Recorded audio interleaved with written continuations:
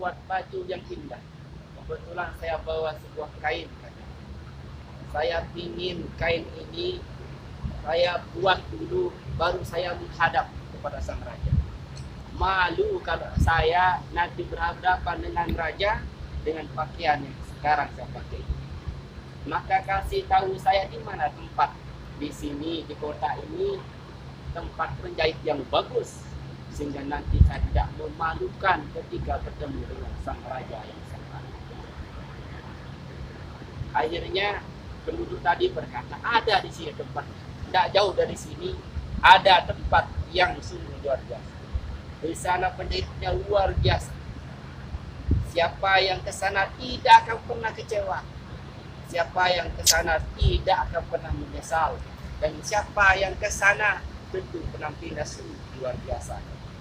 Namun, kalau Sida tidak berhati-hati, ketika nanti Sida sedang dipotongkan atau dijahitkan pakaian Sida, maka pakaian Sida akan hilang. Karena penjahit ini penipu luar biasa. Tetapi hasilnya luar biasa. Namun pemuda ini tidak pernah memberikan. Tidak apa-apa.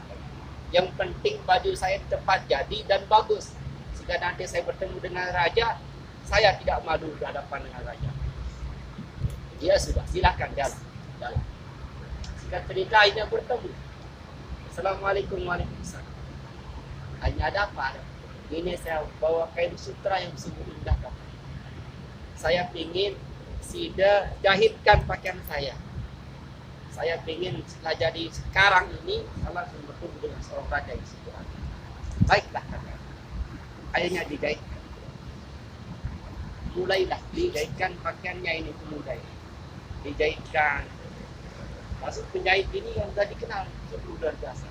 Akhirnya pemuda ini langsung duduk di depannya, dijahitkan di sana. Langsung dijahitkan. Tetapi yang nama penjahit yang sungguh lebih lihai, yang penjajah, pembohong luar biasa, lihai dalam menakir.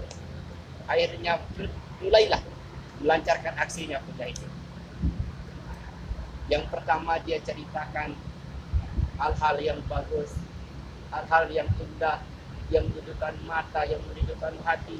Tertawa pemuda, hahaha, sehingga tidak dia hiraukan pakaiannya. Dia tutup matanya. Setelah dia dibuat tertawa, lagi dia ceritakan yang sedih-sedih.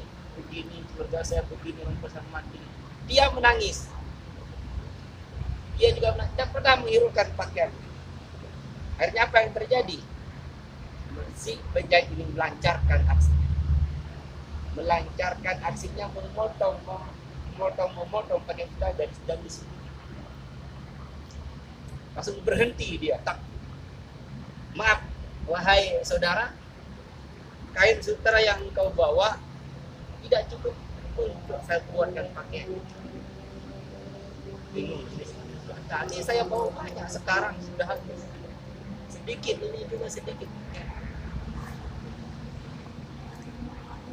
Hadir yang mulia yang dirindukan Allah, yang dirindukan Allah Subhanahu wa Ta'ala. Yang terjadi adalah pakaiannya tidak jadi karena sudah ditipu dengan cerita indah dan cerita sedih. Padahal sudah diberitahu. Dari cerita ini dapat kita ambil suatu pembelajaran. Yang pertama, perjalanan ini adalah perjalanan panjang seorang pemuda yang ingin bertemu dengan Sang Pencipta.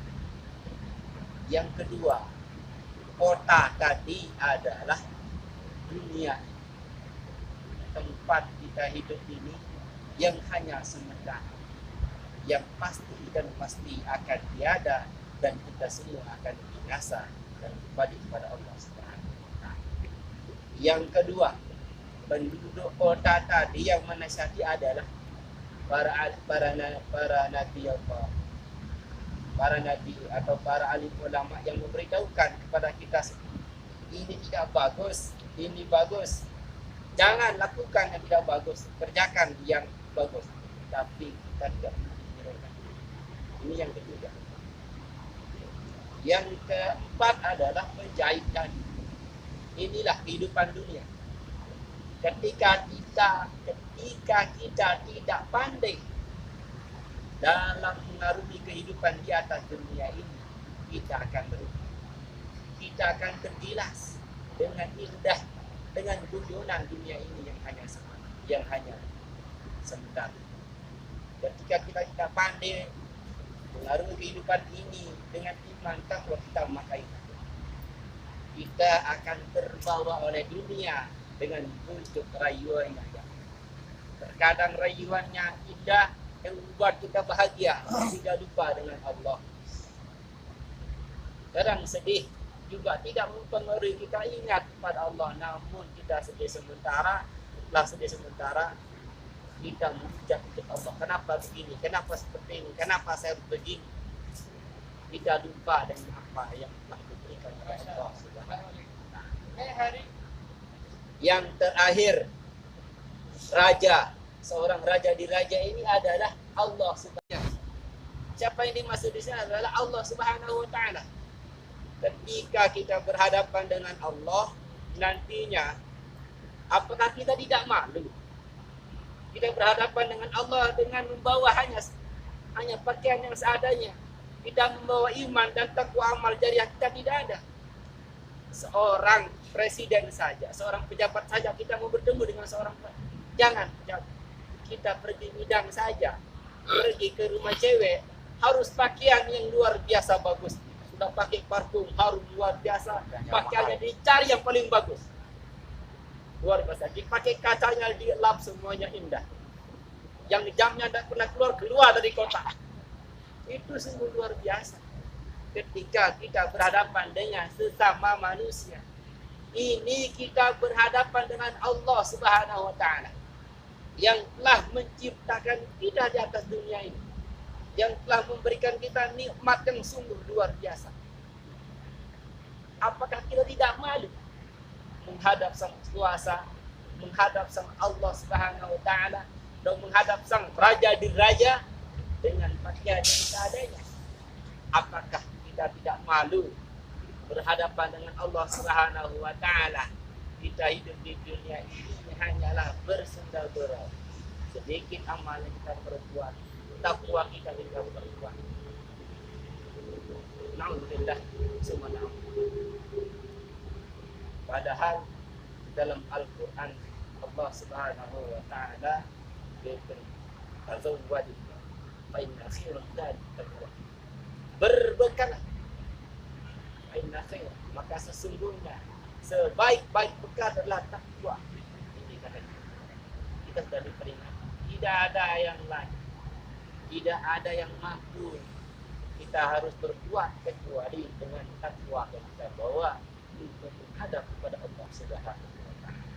Takwa ini bisa hadir, keimanan ini bisa hadir harus dengan ada ikhtiar dari kita. Mustahil kita bisa datang ke Mekah ini tanpa ada ikhtiar dari kita. Mustahil kita bisa menjadi orang kaya kalau kita tidak pernah berusaha dan berdoa. Itu menurut Imam Syafi'i. Hadirin yang mulia, maka kesempatan yang sedikit ini marilah kita pergunakan dengan sebaik-baik. Janganlah kita terlalu lena dengan kehidupan dunia sehingga lupa dari akhirat. Ingatlah, jika saja sementara yang suatu saat pasti kita akan kita berusaha hidup di atas dunia ini seolah-olah kita hidup selamanya, dan ingatlah, berusahalah untuk akhirat seolah-olah besok engkau sudah ada. Sebuah pesan dari seorang ulama. Maka dari itu kesempatan seperti ini marilah kepada saudara kita semua, saudara semua yang seiman, insyaallah ridha dan surganya Allah Subhanahu wa Ta'ala. Mungkin hanya sekedar ini yang dapat saya sampaikan. Mudah-mudahan ada manfaatnya bagi saya pribadi, dan mudah-mudahan kita semua bisa kembali kepada Allah Subhanahu wa Ta'ala dengan iman Islam ma'rifah yang luar biasa, sehingga kita bisa nantinya sampai menghadap kepada Allah Subhanahu wa Ta'ala kita tidak malu bertemu dengan Allah Subhanahu wa taala ya Rabbal alamin.